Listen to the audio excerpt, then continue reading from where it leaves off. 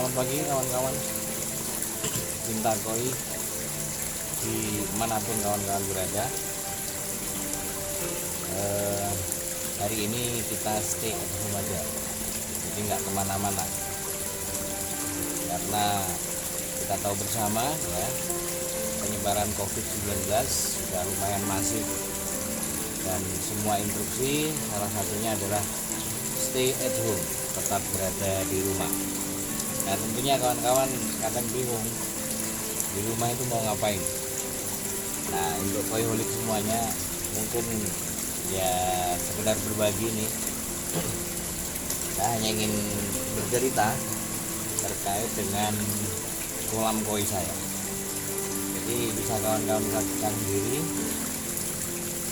kolam koi saya sekarang ini sebenarnya sudah dibangun di tahun 2013. Saya bangun sendiri, saya desain sendiri waktu itu, dan pengalaman waktu itu saya desainnya ada sekitar 40 cm ketinggian, 40 cm. Memelihara ikan koi pertama kali mati, kemudian kedua kali juga sama mati. Jadi setiap beli ikan koi sekitar seminggu 2 minggu langsung mati. Akhirnya kapok. Waktu itu akhirnya kolam saya ini saya isi dengan ikan gurame. Jadi pernah ikan gurame, pernah ikan nila. Jadi saya masih blank waktu itu, buta bahwa memelihara ikan koi itu harus ada filternya. Jadi kolam saya ini saya desain tidak menggunakan filter seperti ini ya. Jadi filternya cukup, saya menganggap itu cukup berada yang di atas itu.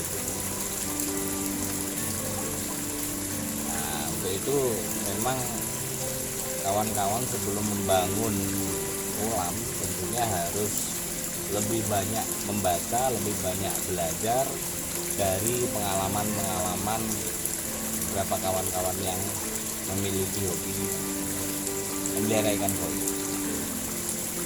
Jadi kalau saya pastikan hampir sebagian besar ya pemula itu maksudnya bukan kok ini ya, yang baru memiliki hobi memelihara koi, kemudian dia memutuskan untuk membangun kolam, tentunya harus banyak melihat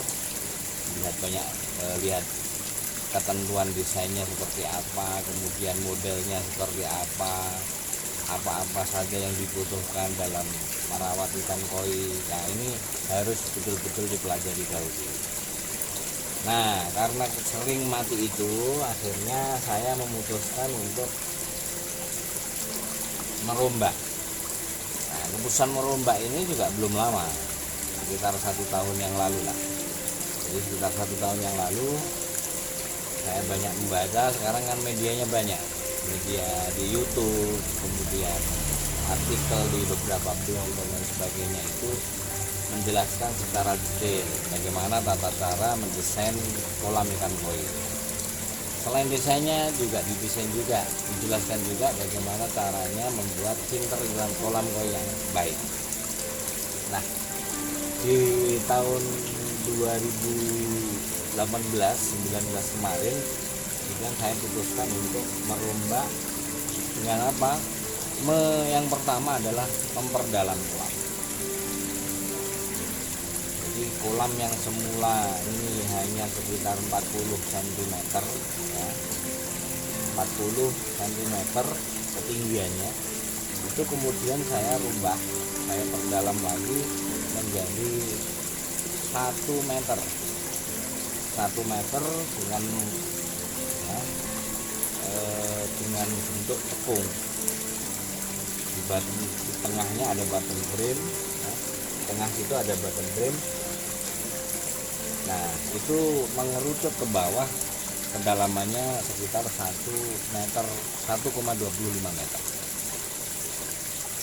Jadi itu saya hanya coba aja, kenapa kok terus mati terus ikan itu sakit, ada matinya ada sakitnya. dan lain sebagainya. Walaupun sudah filter jalan ya, filter pernah jalan, ada filter juga yang biasa itu, saya pakai filter samping ini ya, pil sudah jalan, tapi ternyata dia nggak mati, tetapi ada penyakit. Jadi memang kolam koi itu harus betul-betul kita bisa menjaga kualitas air. Salah satu kualitas air itu didapatkan dari yang pertama adalah filter dan media filter yang kita butuhkan. Nah, dari pengalaman saya, kenapa kedalaman itu penting? Kedalaman itu penting ternyata adalah kedalaman itu bisa membuat suhu air ini bisa menjadi stabil. Jadi kalau pernah kawan-kawan baca atau lihat video saya di terkait suhu ya, perbedaan suhu antara kolam dangkal dengan kolam yang dalam atau standar itu, di situ kawan-kawan bisa melihat ternyata untuk kolam yang dangkal kurang stabil suhu itu. Jadi kalau malam bisa kemudian berubah ya, berubah derajatnya ya. Kalau siang bisa tambah suhunya hangat. Tapi kalau untuk kolam dalam itu bisa lebih bisa untuk menstabilkan suhu air. Jadi walaupun siang, walaupun malam ini akan stabil ya. Dan kalau kita logika saja banyak, ikan itu bisa lebih bisa memilih, bisa mengkondisikan dirinya, memilih tempat yang mana yang lebih stabil, yang suhunya kira-kira disamakan dengan suhunya ikan tersebut, saya siang dan malam. Jadi tidak ada perbedaan suhu yang drastis yang terjadi dengan adanya yaitu musim hujan, siang malam, dan perbedaan suhu yang ada di sekitar itu tidak begitu berpengaruh. Nah, dari situ ya, saya baru belajar ternyata benar apa yang disampaikan orang-orang bahwa kolam yang dalam itu lebih bagus ya, lebih bermanfaat, lebih bagus dan lebih pas untuk memelihara ikan koi. Walaupun pernah saya sampaikan ya, kolam dangkal itu ada beberapa kelebihan. Jadi kelebihan itu kelebihan yang sifatnya ya tidak bisa bandingkan apple dengan kolam besar ya. Tetap kolam yang lebih dalam itu lebih bagus.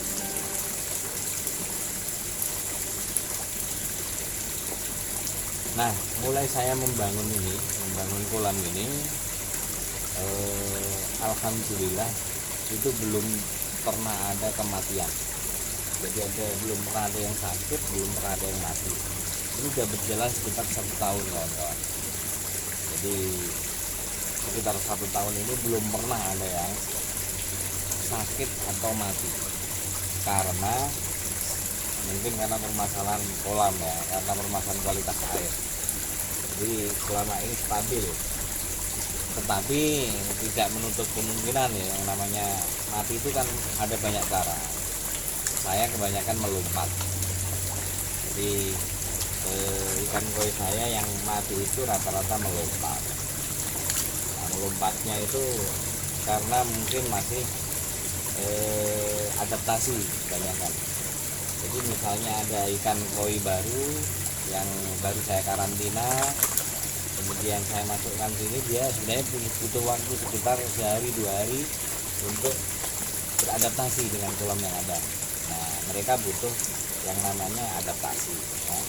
Adaptasi tidak cukup 15 menit, 30 menit kayak seperti yang kita lakukan, misalnya membeli 1 box itu ya, harus ditaruh dulu ya, sebelum ikannya dimasukkan boxnya harus ditaruh, kantung plastiknya harus ditaruh di kolam. Itu untuk adaptasi yang memang harus dilakukan, tapi itu bukan adaptasi sepenuhnya. Adaptasi ikan itu butuh waktu dari 2 hari akan sampai 1 minggu. Di situ dia masih potensi stresnya masih ada. Nah, apalagi kalau kawan-kawan secara suhu tadi tidak diadaptasikan. Nah, makanya trik dan tips untuk memasukkan ikan yang baru di kolam kita itu menjadi penting kawan-kawan pelajari juga.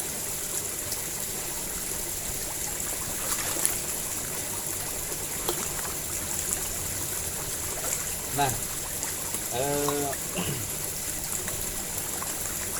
setelah jadi ini kedalamannya setelah saya renovasi itu kedalamannya lebih ya, hampir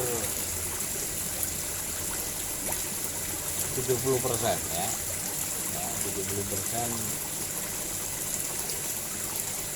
tambahnya ya, jadi lebih dalam. Dan bisa kawan-kawan saksikan ini saya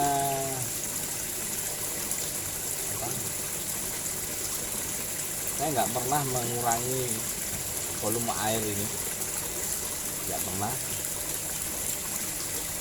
hanya mengurangi sedikit, hanya berkurang sekitar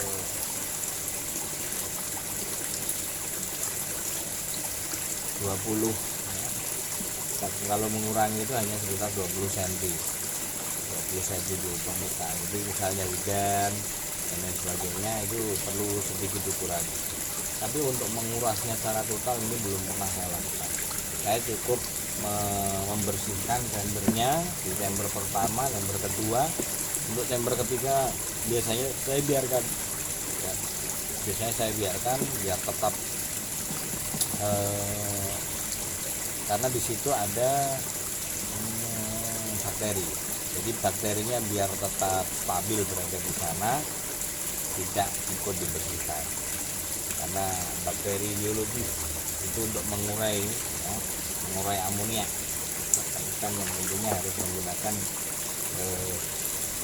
filter biologi.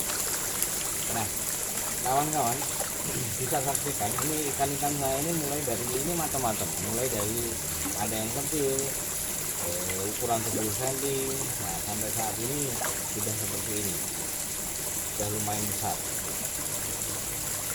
Dan memang ada perbedaan ya memelihara ikan ya, mulai dari besar bercampur ya, ada campuran besar kecil dan lain sebagainya. Memang ada perbedaan untuk kejinaan ikan. Jadi kawan-kawan saya harapkan kalau membeli ikan lebih baik memang yang dari kecil, kemudian dibiasakan dikasih pakan yang feeding dan lain sebagainya, itu lebih bagus untuk ikan kawan-kawan. Jadi karena ini heterogen ya, waktu itu ada yang besar kecil nggak bareng, ada yang jinak ada yang enggak, jadi proses menjinakkannya juga berbeda-beda. Ada ikan yang sampai sekarang itu tidak jinak, tidak bisa saya kasih yang itu. Seperti contohnya itu yang tantu hariwati itu sampai saat ini nggak bisa dikasih makan pakai MCT.